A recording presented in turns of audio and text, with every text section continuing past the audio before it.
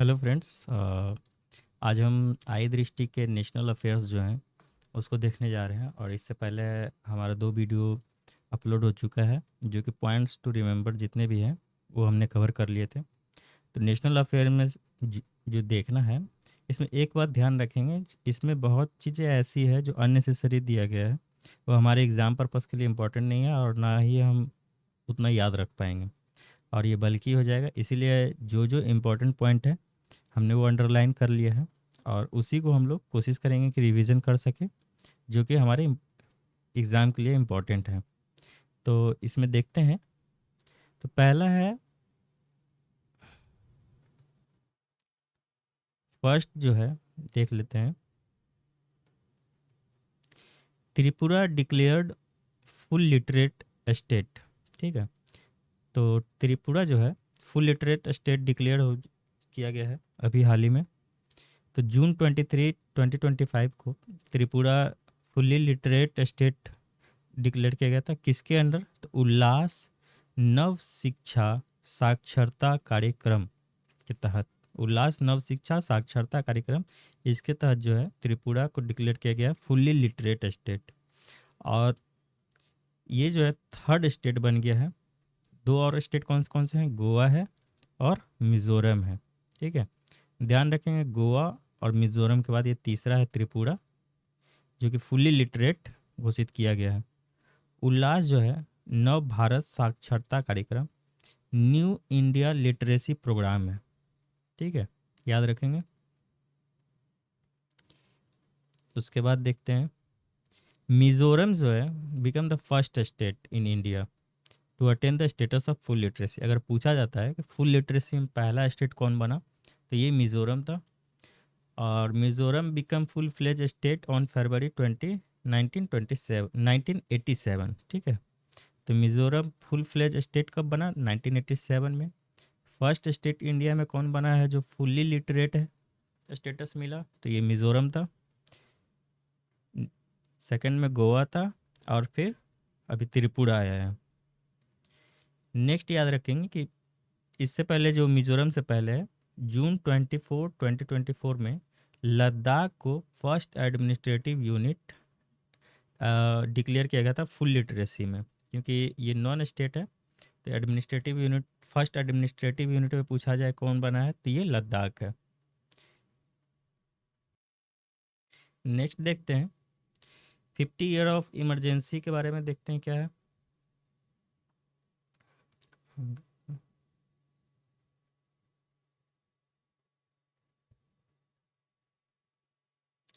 50 years of emergency है। तो ये जून 25 2025 को मनाया गया था, 25 जून को। ये 50वां एनिवर्सरी था। और इमरजेंसी जो है 21 मंथ पीरियड का था, 1975 से 1977 तक लगा था इसमें। और यहाँ जो इलाहाबाद हाई कोर्ट का जो वर्डिक्ट आया था इंदिरा नेहरू गांधी वर्सेज श्री राज नारायण केस में 1975 में, उसमें इनवैलिडेटिंग किया गया था कि then prime minister Indira Gandhi 1971 election और इलेक्टोरल माल प्रैक्टिसेस, जो भी इलेक्टोरल माल प्रैक्टिसेस हुई थी उसके लिए वो इनवैलिडेट किया गया था उस इलेक्शन को, जिसके लिए उन्होंने क्या किया था कि नेशनल इमरजेंसी घोषित कर दिया गया था जून 25 1975 को। तो इसीलिए इसे ईयर मन इमरजेंसी ईयर मनाया गया है। कुछ प्रोविजंस है इंपॉर्टेंट, वो देख लेते हैं। आर्टिकल याद रखना है आपको, 352 है। ठीक है, अगर इमरजेंसी के बारे में पूछा जाता है, नेशनल इमरजेंसी, तो उससे रिलेटेड आर्टिकल आपको याद रखना है, 352 है ऑफ द कॉन्स्टिट्यूशन है। प्रेसिडेंट में on the advice of the council of minister headed by the PM issue a proclamation of emergency if the security of India or any part of the country is threatened by war or external aggression or armed rebellion। ठीक है, amendments जो हुए थे इससे related emergency से, तो पहले 38th amendment हुआ था। उसमें एम्पावर्ड किया गया था प्रेसिडेंट को to issue emergency proclamation on grounds of war, external aggression, armed rebellion और imminent danger thereof. 42nd amendment हुआ था फिर, उसमें क्या था कि इनेबल कर दिया गया था प्रेसिडेंट को to restrict the emergencies effect to a specific region of India. 42nd में स्पेसिफिक रीजन ऑफ इंडिया में इमरजेंसी का इफेक्ट करने के लिए रेस्ट्रिक्ट कर दिया गया था। देन आया 44th अमेंडमेंट, तो उसमें क्या किया गया, रिप्लेस किया गया था फ्रेज इंटरनल डिस्टर्बेंस। तो ये एग्जाम में पूछा जाता है, जो इंटरनल डिस्टर्बेंस रिप्लेस किया गया है तो वो किस अमेंडमेंट के तहत किया गया था, तो ये आपको याद रखना है 44th अमेंडमेंट है। ये आर्म्ड रिबेलियन होता था इस समय, इंटरनल डिस्टर्बेंस की जगह आर्म्ड रिबेलियन कर दिया गया टू प्रिवेंट मिसयूज। ठीक है, संविधान हत्या दिवस के तौर पे मनाया जाता है ये हर साल 25 जून को। नेक्स्ट देखते हैं, नेक्स्ट टॉपिक है ऑपरेशन सिंदूर। अभी हाल ही में जो पहलगाम टेरर अटैक हुआ था, तो उसके जवाब में ऑपरेशन सिंदूर चलाया गया था। तो ये ऑपरेशन सिंदूर कब हुआ था? 7 मई 7 मई 2025 को। और याद इसमें क्या है कि ऑपरेशन जो हुआ था कंडक्ट किया गया था in retaliation for the barbaric Pahalgam terrorist attack. 25 Indians and 1 Nepali citizen were murdered on April 2022 2025 22 अप्रैल 2025 को ये हुआ था। नेक्स्ट क्या है, जो विंग कमांडर थी हमारी व्योमिका सिंह, आपने देखा होगा टीवी पे, and colonel Sofia Qureshi with foreign secretary Vikram Misri led Indian government's briefing about the operation. इन तीनों ने, व्योमिका सिंह विंग कमांडर थे, सोफिया कुरैशी कॉलोनल थे, और फॉरेन सेक्रेटरी, इन तीनों मिलके लीड कर रहे थे गवर्नमेंट की ब्रीफिंग को। और इसमें कुछ ज़्यादा इम्पोर्टेंट नहीं है, ये सारे दिए गए हैं, तो उतना फैक्ट हमारे लिए इम्पोर्टेंट नहीं है। नेक्स्ट देख लेते हैं,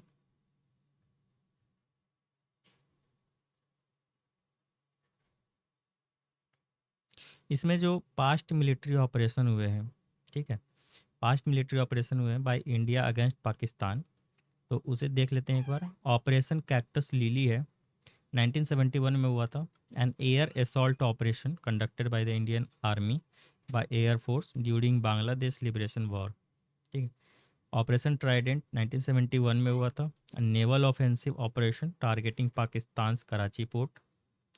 ऑपरेशन ट्राइडेंट याद रखना है, कैक्टस लिली, बस इतना याद रखना है, पाकिस्तान के साथ था ये। नेक्स्ट ऑपरेशन पाइथन, यहाँ क्या गया था कि follow up naval attack on Karachi port to further cripple Pakistan naval force. Operation Meghdoot 1984 में लॉन्च हुआ था, प्राइम मिनिस्टर इंदिरा गांधी के लीडरशिप में। ऑपरेशन विजय 1999 में हुआ था, territory occupied by Pakistan forces, Kargil जो वार हुआ था उसमें ऑपरेशन विजय किया गया था। ऑपरेशन सफ़ेद सागर कंडक्ट किया गया था। यूरी सर्जिकल स्ट्राइक 2016 में किया गया था। ऑपरेशन बंदर 2019 में किया गया था, इसमें लॉन्च हुआ था 2019 में पुलवामा अटैक जो हुआ था सीआरपीएफ कॉन्वॉय पे, उसके रिगार्डिंग किया गया था ऑपरेशन बंदर। 2023 में इंडियन एयरफोर्स के द्वारा ऑपरेशन दोस्त चलाया गया था। ये Turkey and Syria earthquake rescue mission था। ऑपरेशन दोस्त जो है टर्की एंड सीरिया का जो अर्थक्वेक रेस्क्यू मिशन हुआ था उसमें चलाया गया था ये। इसमें इंडस वाटर ट्रीटी अभी हाल ही में न्यूज़ में था, तो उसके बारे में देख लेते हैं। इंडस वाटर ट्रीटी जो है साइंड हुआ है 1960 में in Karachi after 9 years of negotiation between India and Pakistan. इसमें वर्ल्ड बैंक ने मीडिएट किया था। तो इसके इम्पोर्टेंट प्रिविज़न क्या है, जैसे ईस्टर्न रिवर है, ईस्टर्न रिवर कौन कौन से हैं, तो रवि, ब्यास एंड सतलज, 3 रिवर जो है ईस्टर्न रिवर, वो इंडिया को एलोकेट किया गया था फॉर अनरेस्ट्रिक्टेड यूज़। वहीं वेस्टर्न रिवर जैसे इंदस, झेलम, चेनाब, ये रिजर्व किया गया था पाकिस्तान के लिए, granting it access to nearly 80% of the Indus systems total water flow. World Bank इसमें ब्रोकर्ड किया था। उस समय वर्ल्ड बैंक का नाम international bank for reconstruction and development के नाम से जाना जाता था। नॉन सस्पेंशन क्लाउज क्या होता है, even during war the treaty remain operative. उस समय ये क्लाउज आया था, नॉन सस्पेंशन क्लाउज, कि अगर वॉर भी होता है तो ये ट्रीटी ऑपरेटिव रहेगा।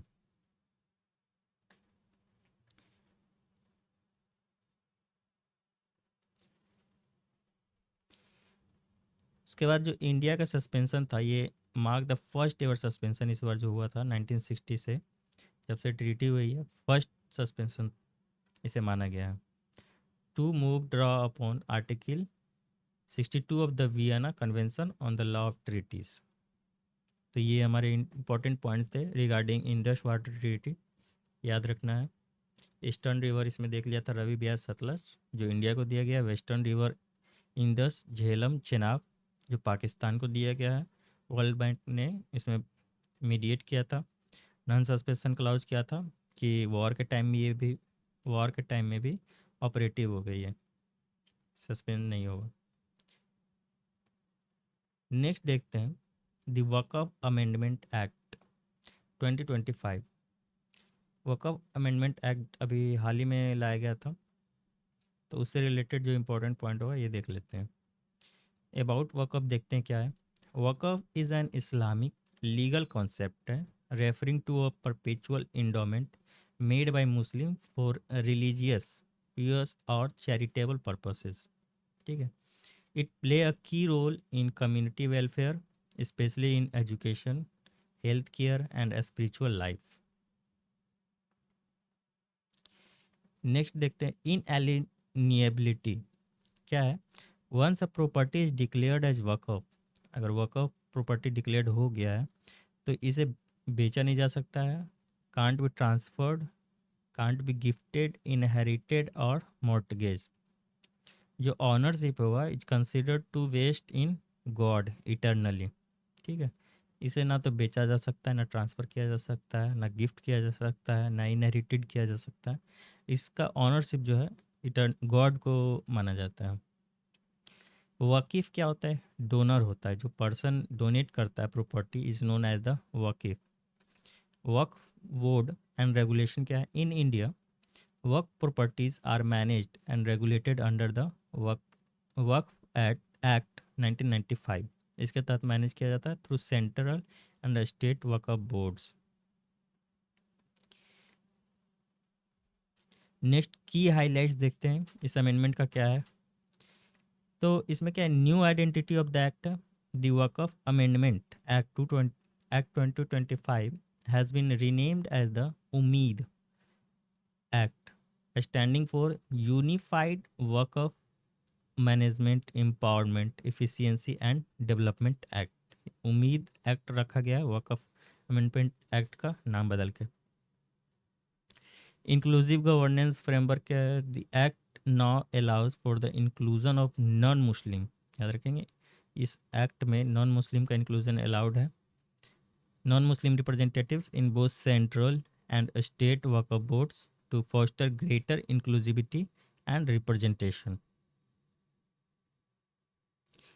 एवोल्यूशन ऑफ सेक्शन 40 क्या था। The amendment remove section 40 of the original act which had previously granted waqf boards unilateral power to declare any property as Waqf land. मतलब वक्फ बोर्ड के पास ये यूनिलैटरल पावर था कि वो किसी भी प्रॉपर्टी को वक्फ लैंड घोषित कर सकती है सेक्शन 40 के तहत। तो इसे रिमूव कर दिया गया है, एबॉलिश कर दिया गया है, तो अब ये नहीं है। नेक्स्ट है सेफ गार्डिंग इनहेरिटेंस राइट। जो एक्ट इंश्योर करता है कि इनहेरिटेंस राइट जो है वुमेन का और चिल्ड्रन का वो प्रोटेक्ट किया जाए before a property is declared Waqf. ठीक है।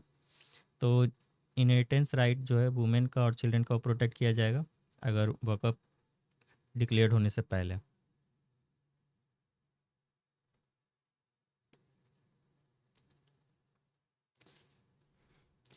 स्पेशल सेफ गार्ड दिया जाएगा are provided for widows, divorced women and orphans.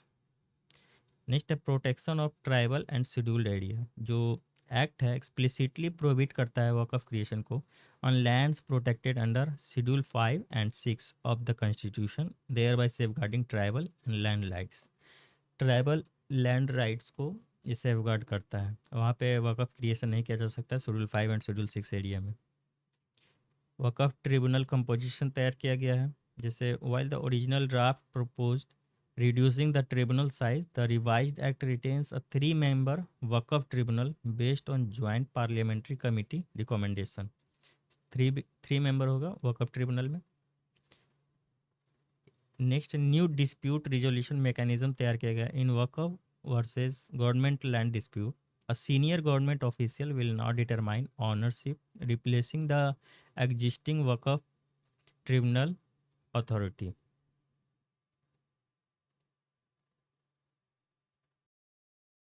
Next देखते हैं digital access. Digital access as a fundamental right के बारे में देखते हैं। तो अप्रैल 30 अप्रैल 2025 को लैंडमार्क जजमेंट आया था सुप्रीम कोर्ट ऑफ इंडिया का। तो उसमें क्या हुआ था कि एक्सपैंड कर दिया गया था इंटरप्रिटेशन ऑफ आर्टिकल 21। जो आर्टिकल 21 है उसका इंटरप्रिटेशन एक्सपैंड किया गया है। क्या किया गया है? तो declaring that the right to digital access is an intrinsic component of the right to life and personal liberty. ठीक है, जो right to life and personal liberty था आर्टिकल 21 पहले, उसी में ये कहा गया कि इंट्रेंजिंग कंपोनेंट है जो राइट टू डिजिटल एक्सेस है। ठीक है, तो जजमेंट जो है ऑथर्ड किया गया था by justice R Mahadevan with justice J B Pardiwala on the bench. Next है digital access as a fundamental right. जो है supreme court emphasized that in the modern era access to essential service like governance, education, healthcare, and economic opportunities is increasingly mediated through digital platform। जितने भी अभी हैं इस सारे departments हैं, health हो गया, एजुकेशन हो गया, ये सारे मेडिएट किए जा रहे हैं डिजिटल प्लेटफॉर्म के थ्रू ही। तो उस पर एम्फेसाइज किया है सुप्रीम कोर्ट ने। इसलिए कहा गया कि right to life under article 21 must be interpreted to include the right to digital access. इतना याद रखना है। इसमें कुछ इंपॉर्टेंट जुडिशियल इंटरप्रिटेशन था आर्टिकल 21 से, तो उसको देख लीजिए। एक याद रखना है इसका राइट टू प्राइवेसी जो पूछा जाता है। जैसे जस्टिस के एस पुट्टा स्वामी है वर्सेस यूनियन ऑफ इंडिया 2017 में आया था, राइट टू प्राइवेसी उन्होंने दिया था इस जजमेंट के थ्रू।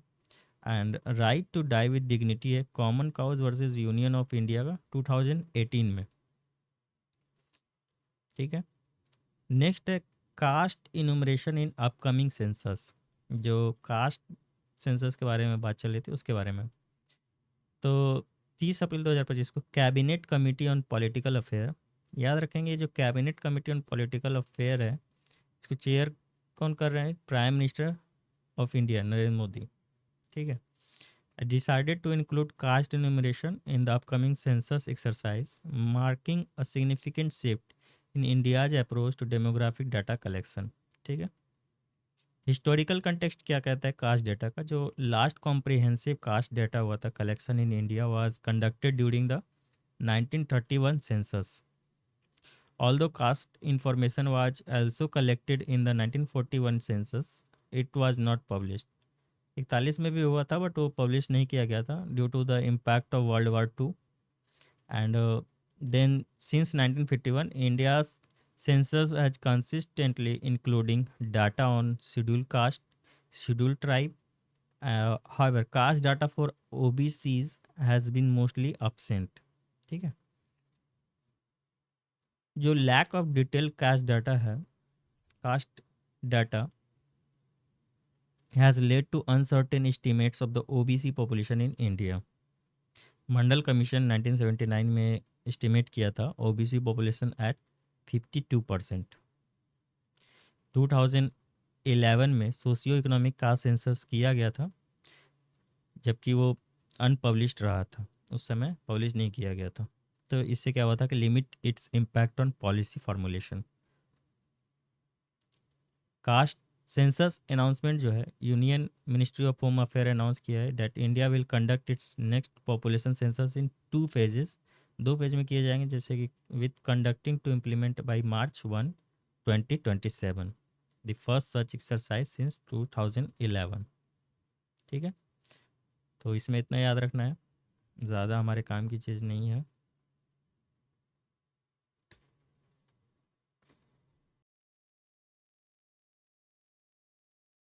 नेक्स्ट देखते हैं UNESCO memory of world register. इसमें क्या है कि जो manuscript of the Bhagavad Gita है और भारत का भारताज नाट्य शास्त्र है, उसको ऐड किया गया है prestigious UNESCO memory of the world register में। तो ये हमने पॉइंट्स टू रिमेंबर में भी देखा था, भारतीय भारताज नाट्य शास्त्र और भागवत गीता ये memory of the world register में रिकॉर्ड किया गया है। इतना ही याद रखना है, इसमें ज़्यादा कुछ है नहीं। भागवत गीता जो है सैक्रेड फिलोसफिकल डायलॉग है, ये इंडियन एपिक महाभारत का है।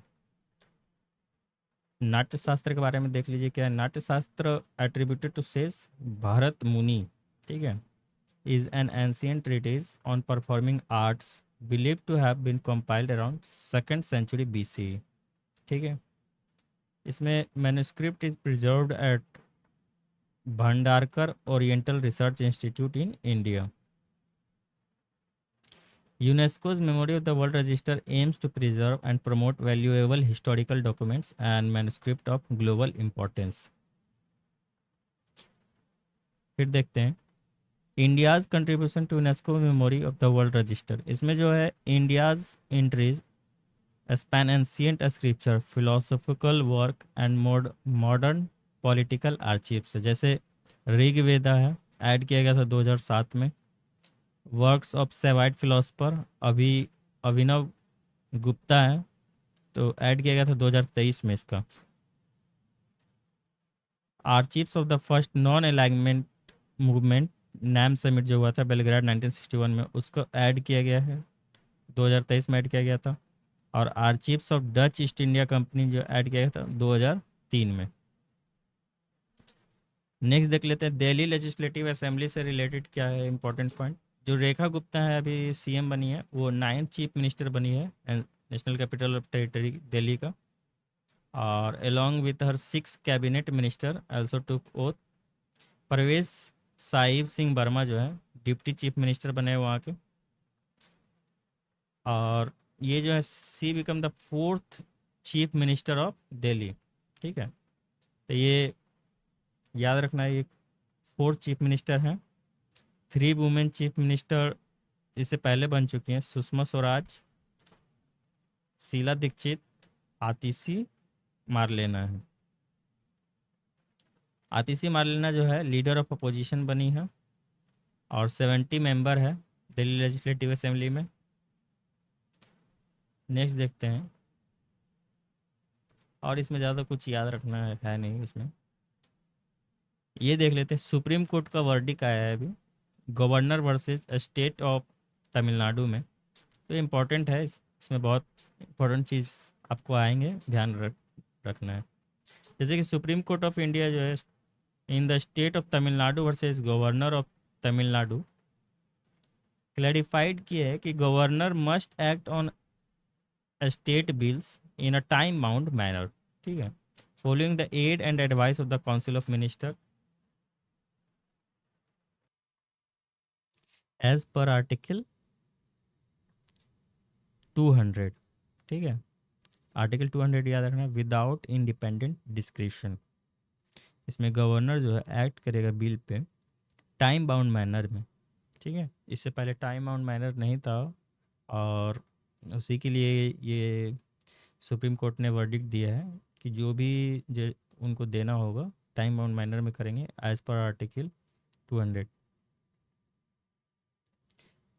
फिर देखते हैं क्या गूबर नेशनल अथॉरिटी है refers to the power and responsibility vested in governor of state और province typically within a federal system. In India में जो है governor is the constitutional head of state, ठीक है। कॉन्स्टिट्यूशनल हेड ऑफ स्टेट को किसे कहा जाता है, गवर्नर को। और चीफ मिनिस्टर जो है हेड ऑफ गवर्नमेंट होते हैं। तो ये याद रखेंगे, हेड ऑफ स्टेट अगर पूछा जाता है constitutional head of state governor हो जाएगा, और हेड ऑफ गवर्नमेंट पूछा जाता है तो चीफ मिनिस्टर होगा। ये ध्यान में रखना है। नेक्स्ट देखते हैं कॉन्स्टिट्यूशनल पावर जो होता है गवर्नर ऑन स्टेट बिल क्या है। तो आर्टिकल 200 कहता है once a bill is passed by the state legislature both house if bicameral, अगर दो बाई कैमरल है तो दोनों हाउस हो जाएगा, पास किया जाता है तो it is presented to the governor for approval. दोनों हाउस में पास हो जाता है तो गवर्नर के पास प्रेजेंट किया जाता है अप्रूवल के लिए। तो गवर्नर के पास ऑप्शंस होते हैं, जैसे कि गिव एसेंट, वो एसेंट दे सकते हैं, making it a valid law, assent देते हैं तो ये वैलिड लॉ बन जाता है, विथ होल्ड कर लेते हैं assent. The governor can the governor can reject the bill, ठीक है, एसेंट विथ होल्ड होगा तो क्या होता है,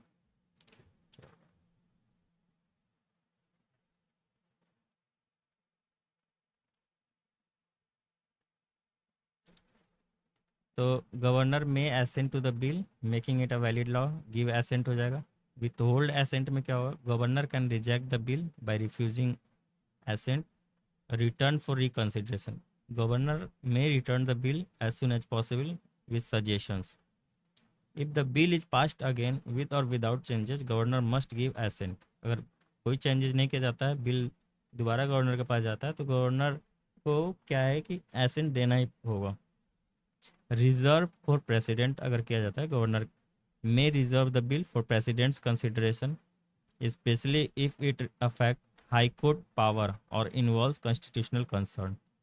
अगर हाई कोर्ट का पावर या कॉन्स्टिट्यूशनल कंसर्न होता है तो गवर्नर बिल को रिजर्व कर सकते हैं।